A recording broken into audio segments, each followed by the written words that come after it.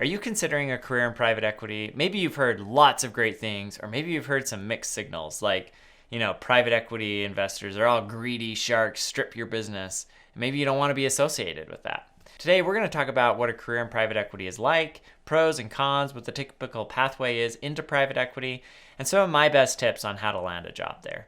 All right, let's dive in. All right, so first, what does a private equity investor do?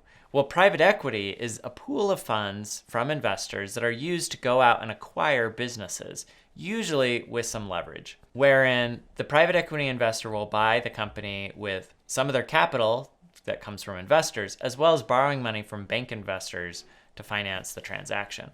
As a private equity investor, then, what's your day-to-day look like? Your day-to-day will fall into one of three buckets. You'll either be doing execution work where you're working on a deal, you're doing due diligence, you're meeting with lawyers, you're raising money and meeting with bankers and pulling all the financing together, kind of all the execution work to get a deal closed. Or you could be out on the road meeting with companies and sourcing deals and talking to investment bankers and talking to other partners, lawyers and accounting firms, putting on events and attending conferences, trying to drum up deal flow. Or you could be out fundraising and meeting with potential investors to invest in your fund.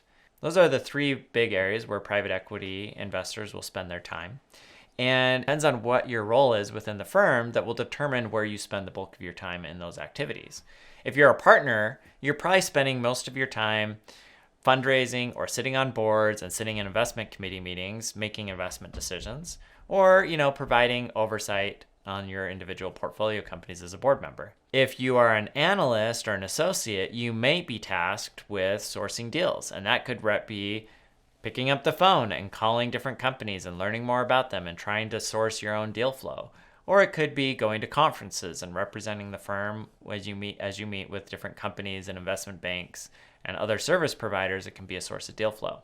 If you're an analyst, associate, VP, principal, you're probably involved in a lot of the execution work of closing deals, which means not only are you helping source the deal, but you're doing the due diligence to determine whether or not it's a deal you want to do. So you're building complex financial models that take into consideration all the different aspects of the deal, how it's getting financed from lenders, what kind of changes you're going to make to the business, what kind of investment you're going to need to put into the business to help it grow and succeed. You'll also be doing due diligence around what the competition looks like and what the management team looks like and what additional pieces are you going to need to add from a management perspective or new products you're going to need to develop.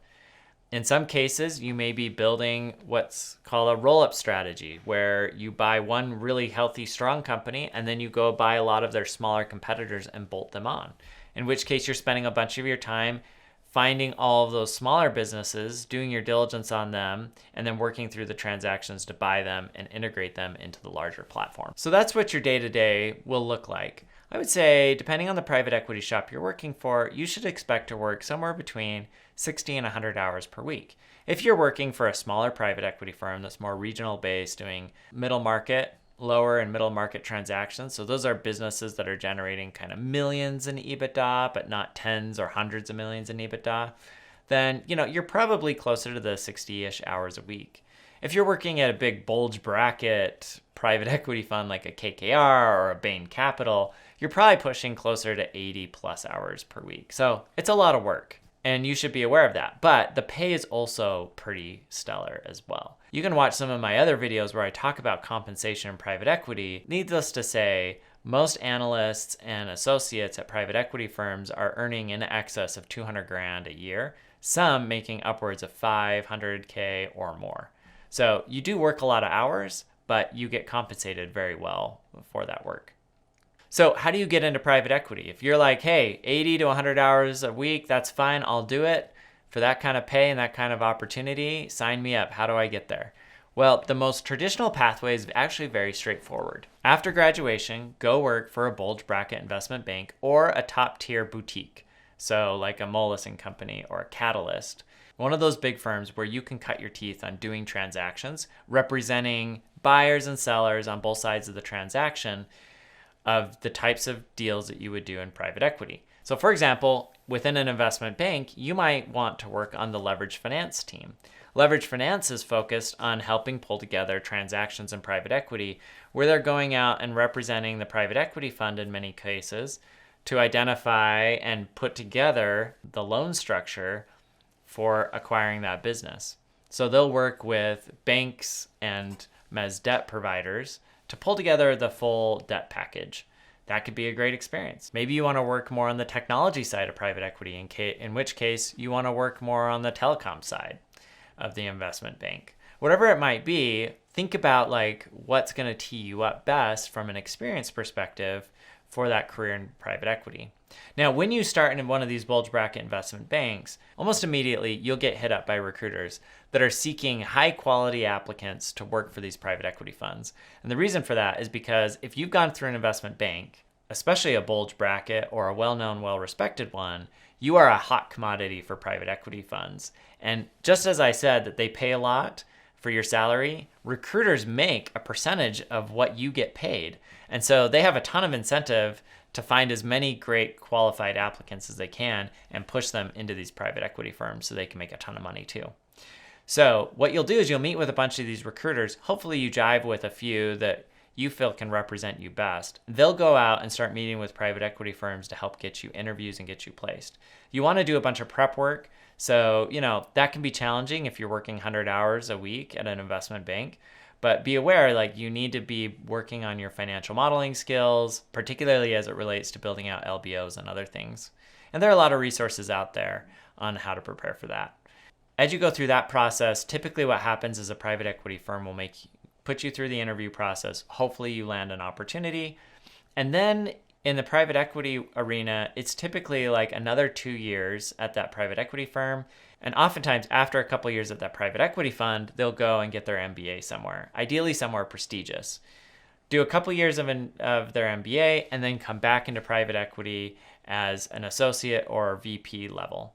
At that point, you're on the partner track. And your goal should be to basically keep working your way up until you make it to partner, which is where the real money is made in private equity.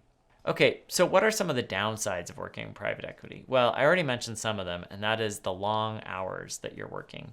The other is, from my perspective, honestly, I don't think private equity is all that exciting. You're working on businesses that are pretty boring, honestly. They're doing like services for healthcare, or it could be a bunch of like MRI facilities, or you're rolling up dental offices, or you're buying like a manufacturer or something. A lot of these companies are just not all that exciting. And so you got to get really excited about like the financial engineering and modeling and so forth, which, if that really like drives you, then by all means do it. The flip side, though, is you can make a lot of money, and so a lot of people are willing to put up with some of the boring aspects of what they do in order to generate those kinds of returns. I know a lot of private equity investors that actually kind of dislike what they do, but they make so much money that they can't really get out of it. They kind of have these golden handcuffs that are hard to undo and really pursue their life's passion.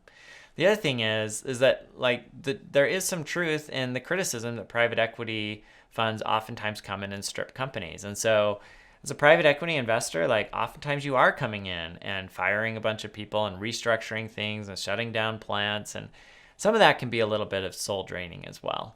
And then, the last thing is, as I talked about earlier, it can require a lot of time. I have a really good friend of mine who works for one of the biggest private equity funds in the world. And what's interesting is when he started investment banking, he thought it would be actually pretty easy, but quickly turned out to be incredibly hard. And then he was counting down the days from moving from the investment banking world to the private equity world, hoping that it would get so much better. And the reality is that it actually didn't. His workload may have actually increased at the private equity firm, and certainly the pressure did, because all of a sudden he wasn't just advising clients, he was actually deploying dollars into companies. And so if his analysis was wrong, it didn't just cost the firm a few $1,000,000 in fee income. It could cost the firm tens or hundreds of millions of dollars in lost investment. So the pressure is higher, and certainly he gets paid better, but I don't know that it was quite the lifestyle he was expecting it to be. That said, lots of people love the concept and the idea of private equity, and there are a lot of people that have a lot of fun in it too. Some private equity firms have bought some incredible brands, whether it's like Ducati if you're a motorcycle enthusiast, or Fender guitars if you really like guitars. Those are both companies that at one point were owned by private equity firms, oftentimes by private equity investors that were enthusiastic about not only the business, but also the products. If this was interesting to you, check out my other video where I talk about how you could start a private equity firm with no money. And instead of joining a private equity fund, maybe you just start your own.